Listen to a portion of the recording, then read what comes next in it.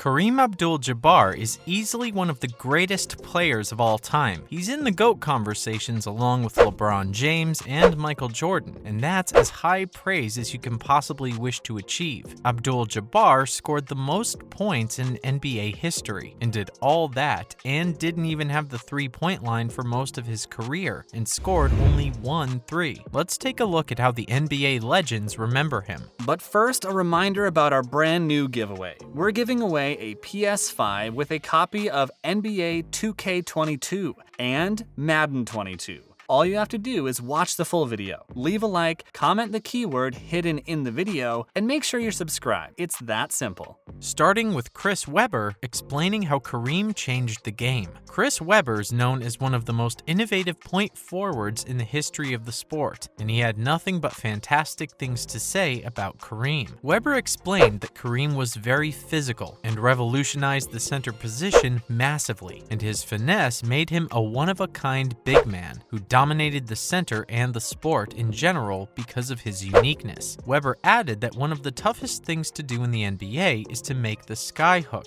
and it became Kareem's signature move. It wasn't the prettiest sight to see, but it sure as hell was effective. He's not wrong. That little bump to get himself a bit of space and launch the ball into the net with ease, Kareem was a menace to defend against. Moving on, Shaq's troublesome relation with Kareem. Shaq said that he loved doing the skyhook in his childhood, but didn't want to make it his signature move because he's a hip-hop kid and wanted something more dynamic, and that's why he chose the jumper. As we mentioned earlier, the skyhook wasn't the favorite of the players coming up in the 80s and 90s, or even the 2000s, because of its ballerina-esque execution, but its effectiveness was never in doubt. But Shaq's not exactly the best person to take shooting advice from, considering he was horrible from free throw range, and never tried the underhand technique from Rick Barry, even though it was far more effective. Plus, they've got a bit of a tough relationship as well, so this might just be the most we can get out of Shaq about Kareem. In fact, Shaq always sought Kareem's approval but never quite got it, and that made matters worse. O'Neal explained how he tried to impress Kareem, and that's as big a compliment as he could possibly drop, and was disappointed when he wouldn't lift his head. But Shaq didn't give up, and produced a fantastic 60-point performance when Kareem was in attendance. He even scored a skyhook, but it didn't make up for the fact that one of his idols, Kareem, was giving advice to the opponent on how to stop Shaq. Yeah, well, Kareem was difficult to get along with, but this just shows how big an impact he had on players. Next, Dominique Wilkins on how impressive the skyhook was. A Hall of Famer in the NBA, Dominique Wilkins helped people understand just how impressive the skyhook was from Kareem Abdul-Jabbar, and why it's one of the most amazing shots in the game. He said that you've got a man who is 7'2", and unlike other players of that height, Kareem actually had more balance and was like a cat, so nimble, so precise. Wilkins believes that people can copy the skyhook, but they wouldn't have the kind of balance that Abdul-Jabbar possessed, and that means the shot wouldn't be as good as Jabbar's. He called it the unguardable shot because of the position Kareem would take so consistently, and his mobility made matters a lot easier for the GOAT in not only getting the shot away, but also scoring almost every time. Then we've got Dr. J gushing about Kareem. Dr. J experienced the Kareem madness from the best view on the court, and talking about the legend, Irving added that Kareem was still the #1 guy. In fact, he pointed out that if he had one player to start his own franchise, his #1 pick would be Kareem Abdul-Jabbar, and that was down to a number of years. Irving added the first reason, which was Kareem's longevity. 20 years at the very top is as impressive as it gets, but he was dominating the basketball scene from a very young age. He won in school and college, and he won at the highest level too. Not to mention, when you pick someone like the Big A, you get leadership because he led by example and players followed. You've got someone like Abdul-Jabbar on your side, it's bound to motivate every player to give his best because he was at the top of his game always. Julius didn't leave any stone unturned in his praise for Kareem, and also went in with the statistic bomb. He explained how Kareem's number spoke for himself, which is true, considering his record still hasn't been broken. It will be soon, but it took half a century almost to get it done. That's quite impressive. Added to that, Isaiah Thomas calls Kareem the GOAT. The Detroit Pistons Hall of Famer, Isaiah Thomas, believes that the only GOAT for him is Kareem Abdul-Jabbar. He elaborated his point of view by saying that no person in the history of all sports dominated a sport as much as Kareem did from grade school to the NBA. He added that winning the 6 championships and the same number of MVPs, along with the most points than anybody in the NBA makes, is an easy decision. He was also super impressed with Kareem's career back in the day, when he lost 1 game in college and 1 in high school. And for Thomas, that's as good as it gets. Also, Robert Parrish believes that Kareem is the baddest man to play the game. Robert Parrish, another record breaker in the NBA, said that he played against some top talents, but playing against Kareem was a different challenge altogether. This was because Parrish couldn't do anything to alter, change, or redirect him, and that's what makes Kareem the baddest man to ever play the game. Bringing us to the main question, how would Kareem fare in the modern game? We've established so far that Kareem's genuinely top 3 of all time, if not the GOAT. But another common question that fans love to debate is how Kareem would fare against the quality of defenders and opposition in the modern game of basketball. It's a fair question considering just how good the quality of defense has become over the last couple of decades. It's probably safe to say that Kareem wouldn't win his side 6 championships, but then again, that doesn't mean you can take away anything from just how dominant he was. We feel he'd still find it pretty easy to dominate the world of basketball in the modern era, purely because, like LeBron, he too was a freak of nature. He'd be the 3rd tallest player in the league currently, and we don't think anyone would be as nimble off their feet as Kareem. As for the defenders who'd actually stand a chance at defending against the number 1 pick of the 1969 draft, the list is very small. Just watch how easy it is for Kevin Durant to become such a dominant scorer, and he's not even got that much of an edge in terms of height and physicality. Kareem was taller, his skyhook was particularly impossible to defend against, and no one in the league, back then or now, has the ability to stop him from scoring. Plus, is there anyone who could defend against Kareem? In terms of height, the only person who could, on paper, defend against Kareem is Rudy Gobert. But let's be honest, there's not much use for his height. He's a phenomenal defensive player, but he struggles so much against other big men. We doubt he'd do anything to stop Kareem. Apart from that, we don't think there are truly many players who could compete with a peak Kareem, even in today's era. Scoring for him might be a little tougher because of how dynamic the sport has become, but let's not forget, this is a man who lost 2 matches in his entire career, from school until the point he reached the NBA. He'll be just fine. Lastly, how does Kareem compare to MJ and LeBron? The most unfair thing about the GOAT conversations is the fact that we tend to compare players of different eras, different qualities, and sometimes even different positions just because of the debate. It's unfair, because how can you compare a circle to a square? Still though, we can't stop people from debating about it, and it's a free country. Let them do what they want. As far as the GOAT debate in the NBA is concerned, Kareem himself believes that he's very different when compared to MJ. He knows that both of them were dominant scorers, but he feels that he dominated in the paint, but MJ would score at will from the perimeter, and it's just about right, isn't it? Similarly, LeBron's got a bit of an edge when it comes to playing styles, because he can do everything on a basketball court. But Kareem's argument is quite simple. Knock on my door when you've got 6 rings. That's another valid point, isn't it? And no, LeBron fans, please don't lose sleep over this. That's a wrap for this video. Do you think Kareem's the GOAT? Let us know in the comments below. Make sure to give this video a thumbs up and subscribe to our channel for more videos like this. See you in the next one.